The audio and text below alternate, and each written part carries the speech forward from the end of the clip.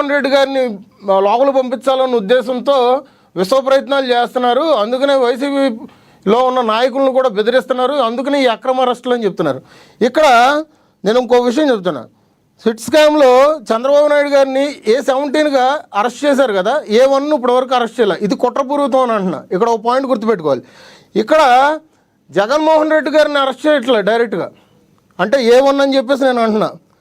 కానీ జగన్మోహన్ రెడ్డి గారి కన్నా వెనకాల ఎవరైతే ఇప్పుడు ఆయనకి సన్నిహితులు ఎవరైతే ఉన్నారో, చుట్టూ కోటరీగా ఎవరైతే వ్యక్తులు ఉన్నారో, ధనుంజయ రెడ్డి కానీ, ఇప్పుడు వాసుదేవరెడ్డి లాంటి వ్యక్తులు కానీ, లేదంటే కసిరెడ్డి లాంటి వ్యక్తులు కానీ ఎవరైతే ఉన్నారో వాళ్ళని అరెస్ట్ చేసి వాళ్ళ వాంగ్మూలం తీసుకున్న తర్వాత, వాళ్ళది రికార్డ్ చేసిన తర్వాతే సిట్ అధికారులు యాక్షన్ తీసుకొని వాళ్ళ రోజున కన్ఫామ్ అనేది చేసుకున్నారు. అంటే ఈ అన్నిటికీ సూత్రధారుడు వెనకాల ఉన్నాడు.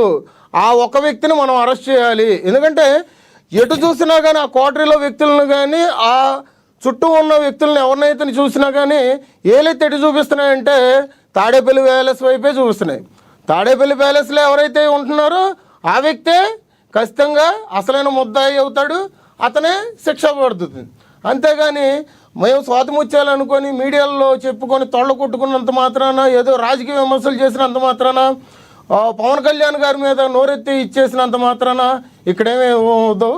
ఎందుకంటే మీ అవినీతి చిట్టా వేరు. సాక్షాత్తు దేశమే చెప్తుంది నిజాయితీ గల నాయకుడు ఎవరంటే పవన్ కళ్యాణ్ గారు అని చెప్పేసి చెప్తుంది. మీరు పవన్ కళ్యాణ్ గారి మీద విమర్శలు చేసే స్థాయి ఏంటి? పవన్ కళ్యాణ్ గారు చెప్పులు ఎత్తుకెళ్ళిపోయి పవన్ కళ్యాణ్ చెప్పులు తొడనుకొని పనిచేయరు మీరు. రైట్. అయితే ఇంకొకటి ప్రధానంగా చూసుకుంటే ఈ రోజున పేర్ని నాని గారు మాట్లాడుతున్నారు అంటే ఆ మాటల్లో జగన్మోహన్ రెడ్డి గారిని టార్గెట్ చేస్తున్నారు. జగన్మోహన్ రెడ్డి గారిని టార్గెట్ చేయడానికి ప్రధానమైన కారణం ఏదైతే అరెస్టుల పరంపర కొనసాగడానికి ప్రధానమైన కారణం ఆయన తొందరపాటుగాను, ఆయన దుందుడుకు చర్య అని చెప్తున్నారు. ఆయన ఎవరు? పేరు నాని గారు. అదే సార్ నేను అంటుంది. ఇక్కడ మనం చెప్తున్న విషయం ఏంటంటే, ఇంతకుముందు చంద్రబాబు నాయుడు గారు అరెస్ట్ విషయం కానీ, ఇప్పుడు జరిగే అరెస్టుల విషయం కానీ రెండు పక్కన పెట్టుకొని చూసుకుందాం.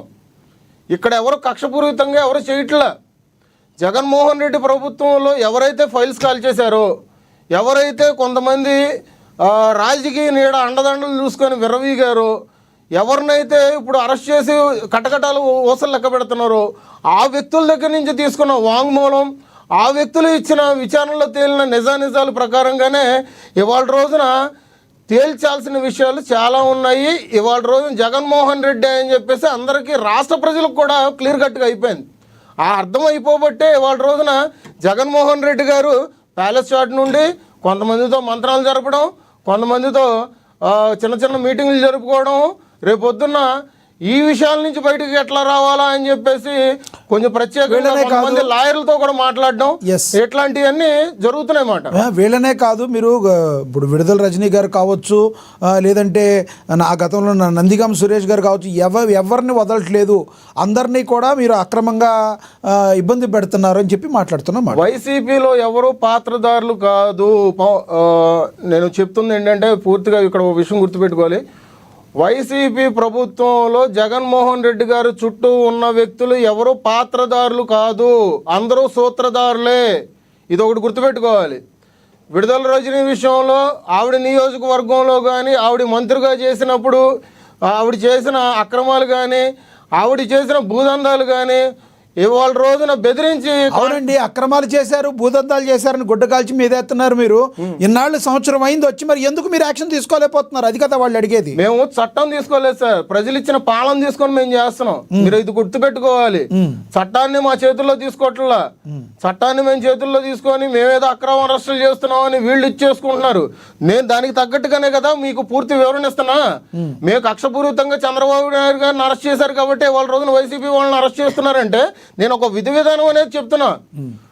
ఇప్పుడు వైసీపీ ప్రభుత్వం నుంచి బయటకు వచ్చిన తర్వాత కొంతమంది ఫైల్స్ ఎవరైతే కాల్చారో, కొంతమంది ఎవరైతే తిట్టారో, కొంతమంది ఎవరైతే విమర్శలు చేశారో, వాళ్ళు ఎవరైతే కటకటాలు ఊసలు లెక్క పెడుతున్నారో ఆ వ్యక్తుల ద్వారా ఇచ్చిన విచారణలో వాళ్ళు ఇచ్చిన వాంగ్మూలం ప్రకారంగానే ఇవాళ కొన్ని కేసులు బయటకు వచ్చి నిగ్గు తేల్చాల్సిన విషయం ఉందని చెప్తున్నాం మేము మీకు. రైట్. మనం తులసిరెడ్డి గారితో మాట్లాడదాం. తులసిరెడ్డి గారు, ఇందాక లక్ష్మణరావు గారు మాట్లాడింది విన్నారు మీరు.